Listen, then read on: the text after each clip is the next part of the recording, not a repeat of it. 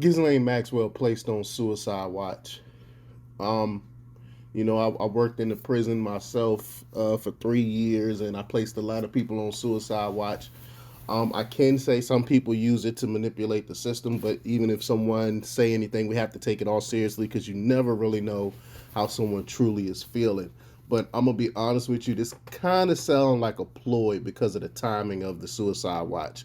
But before we get started, go ahead, hit that like button, share this out so we can get this information out there. Subscribe if you're not already a subscriber, and hit that alarm bell so you know when I'm putting out new stuff. Also, check out my link tree in the description. It has a link to my Patreon, where I talk about things I can't talk about here. And there's also a link to my merch store.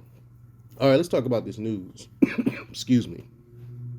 In June, on in a June 25th letter to Judge Allison Nathan, one of Ghislaine Maxwell's defense attorneys, Bobby Sturm, informed the court that Maxwell was placed on suicide watch yesterday by the Manhattan Detention Center, MDC, and this, quote, recent development may require postponement of Tuesday's sentencing proceeding. And like I said, I don't think this is just a coincidence. But again, I will say MDC is doing the right thing by putting this individual on suicide watch, putting her on suicide watch, because that's most protocols in most prisons, most states. Um, because you never want to take that chance that someone really is taking suicidal. So, offer precautions. You really want to do it out of precaution. But Sturm went on to write, quote, Maxwell is not permitted to possess and review legal documents and is not permitted paper or pen. This has prevented her from preparing for sentencing. Um, from my experience when I worked in the prison, they were allowed paper work. They can have paper because you can't really hurt yourself with paper like that. Um, but again, yeah, we didn't give them pen or pencil or anything like that.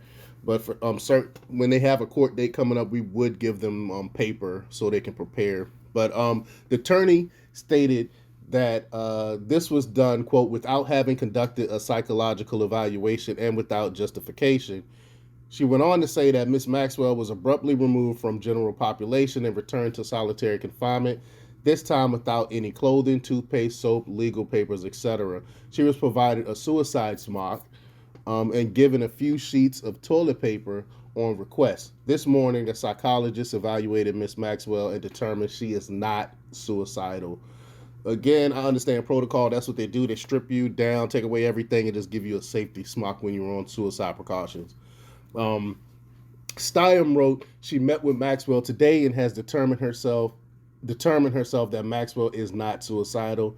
She ended the letter with, currently she is unable to prepare for sentencing.